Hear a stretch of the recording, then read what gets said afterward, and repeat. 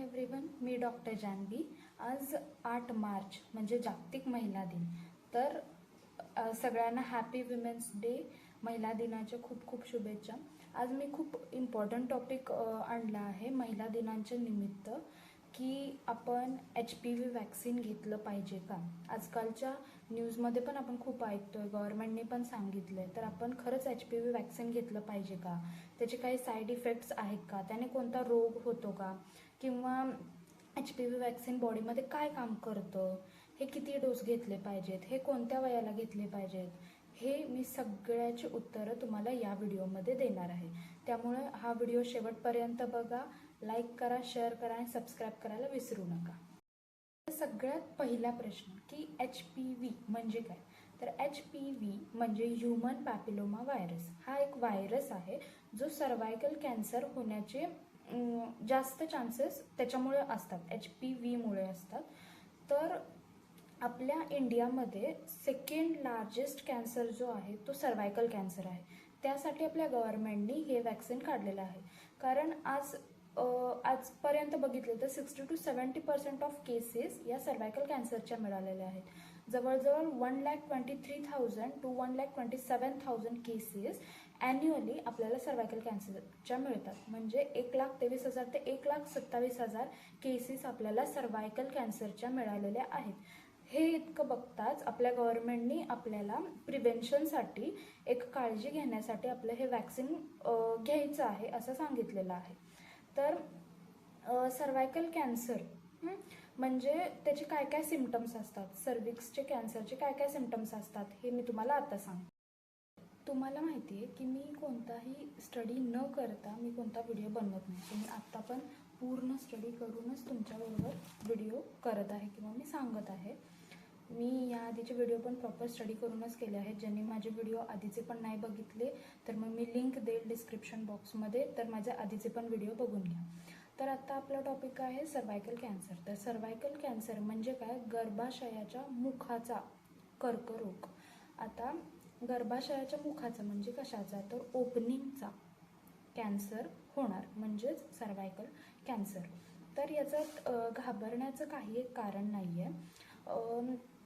त्याचे जे सिम्पटम्स आहेत ते जर आपण बघितले तर आपले सर्वायकल कॅन्सरचे जे प्रमाण आहे ते कमी होऊ शकतं। तर काय काय आहेत त्याचे सिम्पटम्स, तर पहिला सिम्पटम आहे वजायनल ब्लीडिंग आफ्टर मेनोपॉज। म्हणजे काय, तर ब्लीडिंग होतं मेनोपॉज नंतर। आता मेनोपॉज असा पिरियड आहे जेव्हा आपली पाळी यायची बंद होते। युजली आता हे 45 ते 50 वर्षानंतर आपली पाळी, महिलांची पाळी यायची बंद होते। ही नॅचरल सायकल आहे।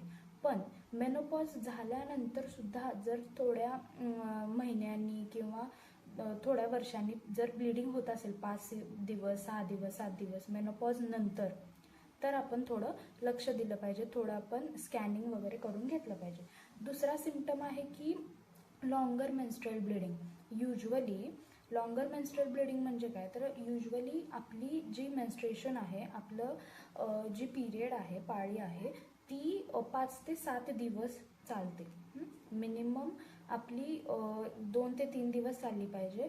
त्याचा नॉर्मल पिरियड 5 दिवस आहे आणि त्याच्याहून थोडंसं जास्त म्हणजे 7 दिवसापर्यंत ठीक आहे, हे नॉर्मल आहे। 7 दिवसापेक्षा जर जास्त ब्लीडिंग होत असेल तर आपण थोडं लक्ष दिलं पाहिजे, ठीक आहे। हा त्याचा सेकंड सिम्पटम आहे। थर्ड सिम्पटम आहे की ब्लीडिंग आफ्टर इंटरकोर्स। आपल्या पार्टनरसोबत आपले संबंध झाल्यानंतर जर थोडंसं ब्लीडिंग होत असेल, रक्त येत असेल, त्या जागेवरून रक्त येत असेल, जसं पिरियडचं ब्लड असतं, पाळीचं ब्लड असतं तसं, तर आपण लक्ष दिलं पाहिजे। कारण संबंधानंतर मोस्टली ब्लीडिंग होत नाही, पहिल्या संबंधानंतर होऊ शकतं, हे नॅचरल आहे। पण त्याच्यानंतर वारंवार जर होत असेल, तर ब्लीडिंग होत असेल, तर आपण हे लक्ष दिलं पाहिजे। त्याच्यानंतर चौथा आहे persistent pelvic and back pen.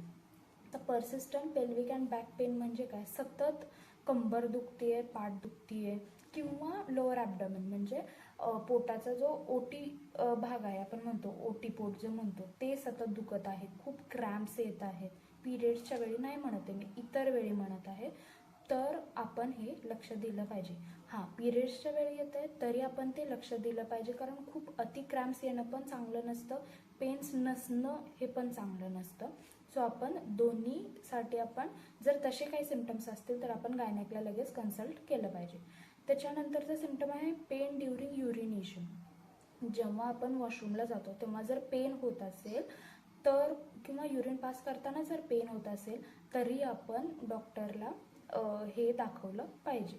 त्याच्यानंतरचं आहे की नीडिंग टू युरिनेट ऑफन. म्हणजे काय तर सतत बाथरूमला जाऊ वाटतं, म्हणजे आत्ताच जाऊन आलोय तोपर्यंत लगेच परत वाटतं की नाही आपण परत बाथरूमला जायला पाहिजे. असं सतत जर बाथरूमला जायला जर लागत असेल तर आपण हे डॉक्टरना दाखवलं पाहिजे. हां, यात एक्सेप्शन आहे जे एज आहे, एजवाले जे आहेत म्हणजे जे म्हातारे लोक आहेत त्यांना हे होऊ शकतं, हे नॉर्मल मेकॅनिझम आहे. पण हे आपलं सर्वायकल कॅन्सर यंगस्टर्समध्ये, टीनेजर्समध्ये चाललेलं आहे. सो या यंगस्टर्स म्हणजे 16 ते 18 किंवा 14 ते 18 वयाच्या ज्या मुली आहेत किंवा मुलं आहेत त्यांना जर, मुलांना युरिनेशनचं सांगते मी, ब्लिडिंगचं सगळं मुलींना सांगते, त्यांना जर हे प्रॉब्लेम होत असतील तर आपण लगेच दाखवलं पाहिजे. ठीक आहे. आता असं नाही की सर्वायकल कॅन्सर फक्त मुलींनाच होतो का, नाही, मुलांमध्ये पण त्याचे काही सिम्टम्स आहेत, जसं की वॉर्ड्स, छोटे छोटे वॉर्ड्स येणं किंवा त्याला एक असं छोटे छोटे फोड येणं म्हणतात त्या जागी. तर ते जर येत असतील आपल्या प्रायव्हेट पार्ट्सच्या इथे तर आपण हे दाखवलं पाहिजे. ठीक आहे. आणि लास्ट सिम्टम आहे weight loss. Of course weight loss असणारच, कारण सतत ब्लिडिंग जर होत असेल तर आपलं ब्लड कमी होणार, आपल्याला ॲनिमिया होणार. ॲनिमिया म्हणजे काय होतं, ब्लड कमी होतं, HB कमी होतं.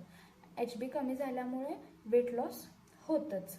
ठीक आहे. सो हे जर सिम्टम्स आपल्याला दिसत असतील तर आपण लगेच गायनॅकला किंवा आपला जो फॅमिली डॉक्टर वेल नोन आहे त्याला आपण हे सगळं दाखवलं पाहिजे. HPV वॅक्सिन हे कुठं डेव्हलप झालं आहे तर हा वॅक्सिन युनायटेड स्टेट्समध्ये डेव्हलप झाला आहे. मर्क इथे हा डेव्हलप झाला आहे आणि या वॅक्सिनचं नाव गर्डसिल 9 असं आहे. तर 9 का म्हणलं, कारण HPV या व्हायरसचे 9 टाईप्स आहेत, त्यामुळे याला म्हणलं की गर्डसिल 9 असं नाव दिलं. आता ते कोणते कोणते 9 टाईप्स आहेत तर टाईप 6, 11, 16, 18 आणि त्याच्या एक्सेट्रा पुढे पण आहेत खूप सारे. सो हे मेन आहेत. त्यामध्ये बघा HPV व्हायरसचे जे 6 आणि 18 जो आहे तो 70% ऑफ विमेनमध्ये दिसला आहे. 70% म्हणजे 70% महिलांमध्ये हा या टाईपचा व्हायरस दिसलेला आहे. त्याच्यानंतर 6 आणि 11, 6 आणि 11 हा पण टाईप मेल ॲज वेल ॲज फिमेलमध्ये दिसलेला आहे. ओके. फिमेलमध्ये वजायनामध्ये आणि मेलमध्ये पेनाईल एरियामध्ये आपल्याला हा व्हायरस दिसलेला आहे. मोस्टली हा व्हायरस 90% जो आहे त्याचे प्रायमरी सिम्टम मेलमध्ये असताना वॉर्ड्सच्या याने येतात. ठीक आहे. पहिला वॉर्ड्स यायला सुरू होतात. ठीक आहे. तर आपण मेलनी पण ही काळजी घेतली पाहिजे आणि फिमेलनाही सिम्टम्स आले तरी त्यांनी ही काळजी घेतली पाहिजे. आता मी तुम्हाला सगळं सांगितलं, म्हणजे HPV वॅक्सिन म्हणजे काय, त्याचे काय टाईप्स आहेत, HPV व्हायरस कोणता आहे, त्याने कोणता कॅन्सर होतो, कुठे होतो, त्याचे सिम्टम्स काय, ते सगळं सांगितलं. पण आता तुम्ही म्हणाल की आमचा मेन प्रश्न काय आहे की वॅक्सिन घ्यायचं का नाही, तर याचंही उत्तर हो असं आहे. हे वॅक्सिन घेतलंच पाहिजे. आपल्या गव्हर्नमेंटनी जे आपल्याला सांगितलं आहे किंवा फ्री वॅक्सिन जे प्रोव्हाइड केलं आहे ते घेतलंच पाहिजे. त्याचं कारण हे असं आहे की आपल्या गव्हर्नमेंटला हे प्रिव्हेन्शन करायचं आहे, या कॅन्सरपासून प्रिव्हेंट करायचं आहे, म्हणजे तो होण्यापासून थांबवायचा आहे. कारण खूप कॅन्सर, सर्वायकल कॅन्सर खूप वाढत चाललेला आहे, त्यामुळे पुढच्या अजून जनरेशनला तो वाढायला नको, म्हणून आपण हे वॅक्सिन्स घेतले पाहिजेत. आता खूप हा क्वेश्चन खूप कॉन्ट्रोवर्शियल आहे, म्हणजे काही लोक म्हणतात नाही वॅक्सिन घ्यायचं नाही, काही लोक म्हणतात हो वॅक्सिन घ्यायचं. पण माझं वैयक्तिक मत आहे की आपण हे वॅक्सिन घेतलं पाहिजे. याचं काम काय आहे, वॅक्सिनचं काम काय आहे ते मी तुम्हाला नंतर सांगतेच, पण हे वॅक्सिन आपण घेतलं पाहिजे. याचं कारण असं की सर्वायकल कॅन्सरपासून आपण वाचतोच, पण आता खूप सारे रूमर्स म्हणजे खूप सारे फेक न्यूज फिरायला लागलेत की सर्वायकल कॅन्सर त्याने अजून व्हायला लागतो किंवा ते वॅक्सिन घेतल्यानंतर इनफर्टिलिटी वाढते. इनफर्टिलिटी म्हणजे मुलं न होण्याचा जो फेज असतो त्याला म्हणायचं इनफर्टिलिटी. सो ते वाढलं आहे, किंवा ते युनायटेड स्टेटनी प्लॅन केलं आहे की आपली जनरेशन वाढायला नको म्हणून हा वॅक्सिन बनवलेला आहे. असं काहीही नाही आहे. हे पूर्ण चुकीचं आहे. हे क्लिनिकली प्रूव्हन वॅक्सिन आहे. 2014 पासून हे वॅक्सिन प्रूव्ह करत पुढे आलेलं आहे. आज आहे 2026. सर 2026 मध्ये पण आपण सर्वायकल कॅन्सर फेस करतोय. सो त्यासाठी हे वॅक्सिन इंडियामध्ये आणलेलं आहे. असं नाही की पहिला आपल्यावरतीच टेस्ट करतात, नाही, हे आधीपासून सुरू आहे. त्यामुळे तुम्ही ह्या फेक न्यूजवरती अजिबात लक्ष देऊ नका. तुमच्याकडे गुगल आहे, प्रॉपर सर्च करा. पण गुगलवर सर्च करताना काही फेक ह्याच्यावरती तुम्ही बिलीव्ह करू नका. जे सांगतात ते जे खरी न्यूज देतात त्याच्या पाठीमागं काही एव्हिडन्स आहे का, हे सांगतात की हे खोटं आहे, त्याच्या पाठीमागं काही प्रूफ आहे का, हे बघा आणि मग त्याच्यावरती विश्वास ठेवा. उगाचच कोणतेही व्हिडिओ बघून गुगल सर्च करून उगाचच चुकीच्या गोष्टींवरती विश्वास ठेवू नका. अजूनही मी सांगते, हे वॅक्सिन घ्यायला पाहिजे टीनेजर्समध्ये, मोस्टली टीनेजर्समध्ये, म्हणजे 16 ते 18 वर्षामध्ये किंवा 14 ते 18 वर्षामध्ये हे वॅक्सिन घेतलं पाहिजे. तर HPV वॅक्सिन घेतल्यानंतर परत आपल्याला कुठला कर्करोग, कुठला कॅन्सर होणार नाही ना, किंवा कुठला मोठा रोग होणार नाही ना. तर कुठलाही रोग या वॅक्सिनने होणार नाही. हे बघा, एप्रिल 2014 म्हणजे 2014 मध्ये 170 मिलियन डोसेस ऑफ गर्डसिल म्हणजे 170 मिलियन डोस हे वर्ल्ड वाईड डिस्ट्रीब्यूट केले होते या वॅक्सिनचे, आणि ते थाउजंड्स ऑफ फिमेलमध्ये दिले होते. आणि हे कन्सिडर्ड सेफ केलं आहे, म्हणजे सेफ कन्सिडर्ड केलं आहे. आणि हा वॅक्सिन 9 ते 16 वर्षांच्या मुलींमध्ये दिलेला आहे. आणि according to US food and drug administration, मी तुम्हाला हे साईडला देते, हे पण तुम्ही एव्हिडन्स म्हणून बघू शकता. तर या US फूड अँड ड्रग ॲडमिनिस्ट्रेशननी पण प्रूव्ह केलं की हा वॅक्सिन सेफ आहे. त्यामुळे घाबरण्याचं काहीही कारण नाही, कोणताही रोग होत नाही. हा वॅक्सिन बॉडीमध्ये जातो. म्हणजे या वॅक्सिन म्हणजे काय आहे नक्की हे वॅक्सिन, तर ह्याच्यामध्ये ना मर्क्युरी आहे, ना कोणता डेड व्हायरस आहे, ना लाईव्ह व्हायरस आहे. आपल्या बॉडीमध्ये ना कोणता लाईव्ह व्हायरस सोडला जातो, ना डेड व्हायरस सोडला जातो. हा जो आहे वॅक्सिन, तो त्यामध्ये व्हायरस लाईक पार्टिकल्स आहेत, ज्याने कार्सिनोजेन म्हणजे ज्याने कॅन्सर होत नाही. व्हायरस सारखे पार्टिकल्स आहेत. ना तो व्हायरस सोडलाय, ना त्याचा कोणता पार्ट सोडलाय. त्यामुळे तुम्ही काहीही फेक न्यूज ऐकून त्या चुकीच्या गोष्टींवरती बिलीव्ह करून घेऊ नका. हे वॅक्सिन घेतलंच पाहिजे. तर HPV वॅक्सिन काय काम करतं, किंवा कोणतंही वॅक्सिन असू दे, आपण लहानपणापासून पोलिओ व्हायरस असेल, आता रिसेंटली आपण कोविडसाठी वॅक्सिन घेतलं, ठीक आहे, खूप सारे आहेत वॅक्सिन जे आपण लहानपणापासून घेत आलो. मग हे नक्की काय काम करतात, तर जेव्हा हे वॅक्सिन जेव्हा आपल्या बॉडीमध्ये जातं तेव्हा काय होतं, जे आपल्या बॉडीमधले सेल्स आहेत त्याला न्यूट्रोफिल म्हणतात. ते सेल्स काय करतात, याला फॉरेन बॉडी म्हणजे बाहेरचा कुठला तरी पार्टिकल आहे असं समजतात आणि त्याच्या अपोजिट अँटीबॉडीज तयार करतात. ठीक आहे, जो आपण वॅक्सिन घेतो तो असतो अँटीजन, आणि त्याच्या अपोजिट जे तयार होतात त्याला म्हणतात अँटीबॉडीज. ठीक आहे, सो आपल्या बॉडीमध्ये ऑलरेडी अँटीबॉडीज तयार व्हायला सुरू होतात त्या व्हायरसच्या अगेन्स्ट. ठीक आहे, तर ते अँटीबॉडीज तयार झाल्यानंतर मग आता आपण सेफ आहे. का सेफ आहे, कारण जेव्हा कधी अनफॉर्च्युनेटली जर तो व्हायरस आपल्या बॉडीमध्ये एंटर झाला तर तो इतका फास्ट वाढतो, इतका फास्ट की आपल्याला कॅन्सर खूप म्हणजे त्याचे स्टेजेस खूप लवकर डेव्हलप व्हायला सुरू होतात. त्यासाठी हे वॅक्सिन घेतलेलं आपल्याला पाहिजे. का पाहिजे, कारण हे जे अँटीबॉडीज तयार केलेले आहेत बॉडीने, ते काय करतात, या कॅन्सरच्या अगेन्स्ट काय करतात, फाईट करतात. ठीक आहे, या कॅन्सरला किल करतात, या कॅन्सरच्या सेल्सना किल करतात अँटीबॉडीज जे तयार झाले ते. मग जर तुम्ही वॅक्सिनच नाही घेतलेलं, तुमच्या बॉडीमध्ये अँटीबॉडीज तयारच नाही झालेले, ठीक आहे, आणि सपोज तुम्हाला जर तो कॅन्सर झाला आणि तुम्ही वॅक्सिन नाही घेतलेलं, तर मग काय होणार, बॉडी अँटीबॉडीज तयार करणार, कारण तो व्हायरस आलाय. तर ते अँटीबॉडीज तयार करायला बॉडी खूप टाइम घेते, तोपर्यंत तुमचा कॅन्सर खूप वाढू शकतो आणि त्यामुळे डेथ रेट हा वाढतो. त्यामुळे सर्वायकल कॅन्सरमुळे होणाऱ्या डेथ हे जास्त वाढायला लागले. म्हणून सांगते वॅक्सिन हे घेतलं पाहिजे. त्याच्यामध्ये अँटीबॉडीज आपल्या बॉडीमध्ये त्याच्या अगेन्स्ट तयार होतात. सो आपली बॉडी पटकन त्या व्हायरसच्या अगेन्स्ट फाईट करून बॉडीला रिकवर करू शकते.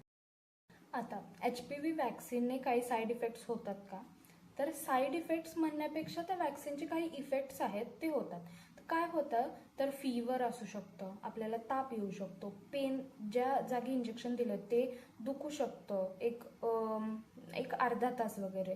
फीवर हा 1-2 दिवस राहू शकतो. डिझिनेस थोडंसं चक्कर येणं असं होऊ शकतं. तिथं इन्फ्लामेशन म्हणजे तिथे थोडीशी सूज येऊ शकते जिथे इंजेक्शन दिलंय.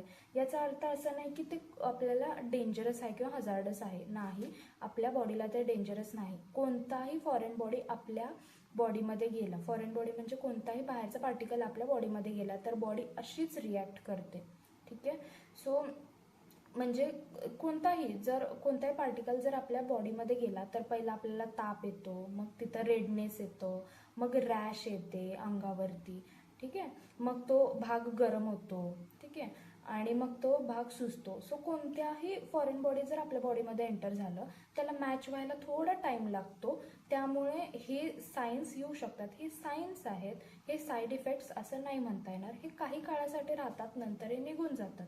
ठीक आहे. फीवर येण्याचं म्हणजे कारण काय आहे तर न्यूट्रोफिल जे सेल्स आहेत ते काय करतात, अँटीबॉडीज बनवताना ना जे सेल्स म्हणजे आपण जे इंड्यूस केले, जे इंजेक्शन दिले त्यांना किल करण्याचं काम करत असते. त्यात ते अँटीबॉडीज तयार करत असतात. म्हणजे काय होतं तर आपल्या बॉडीचं ते टेम्परेचर वाढवत असतं. बॉडीचं म्हणजे त्या सेल्सना काय वाटतं की त्या बॉडीचं जर टेम्परेचर वाढलं तर ते सेल्स जे आपल्या बॉडीमध्ये आले ते किल होणार. ठीक आहे. हेच एकमेव रिझन असतं फीवर येण्याचं. ठीक आहे. सो आपण म्हणतो की फीवर आल्यावर लगेच टॅबलेट घ्या, असं नसतं. लगेच टॅबलेट अशी घ्यायची नसते फीवर आल्यावर, कारण ते बॉडीचं मेकॅनिझम सुरू असतं. आपल्या बॉडीचं जर टेम्परेचर वाढलं तर जो फॉरेन बॉडी आला तर तो किल होतो. ठीक आहे. सो हे मेकॅनिझम आहे आणि त्याचेही इफेक्ट्स आहेत. यात घाबरण्याचं काही एक कारण नाही आहे. त्यामुळे वॅक्सिन घेतल्यानंतर 15 मिनटं आपण तिथेच बसलं पाहिजे. काही तुम्हाला जाणवतंय का, काही वेगळं सिम्पटम्स येतात का, हे आपण तिथल्या तिथं डॉक्टरांना सांगितलं पाहिजे. जर तुम्हाला काहीही होत नाही तर you are safe to go. तुम्ही घरी नीट सेफ जाऊ शकता. याने काहीही मोठा रोग किंवा साईड इफेक्ट्स असं काहीही होत नाही. त्यामुळे हे तुम्ही डोक्यातून काढून टाका. हे खूप चुकीची गोष्ट आहे. ठीक. तर that's it for the day. मला असं वाटतं की मी बरीच जेवढी इन्फॉर्मेशन आहे तेवढी तुम्हाला दिली आहे. अजून हवी असेल तर मला कमेंट डाऊन करा. आणि मी याआधी खूप व्हिडिओ केले आहेत. डायबिटीजवरती केलेला आहे, PCODवरती केलेला आहे, हेअरफॉलवरती केलेला आहे. त्याच्या लिंक पण मी टाकते, तर तेही व्हिडिओ तुम्ही बघून घ्या. आणि काही दुसरं सजेशन हवं असेल किंवा दुसरा कोणता व्हिडिओ पाहिजे असेल किंवा अजून कोणता या वॅक्सिनबद्दल काय क्वेश्चन असेल तर कमेंट डाऊन करा. आणि like, share, subscribe to my channel. Thank you.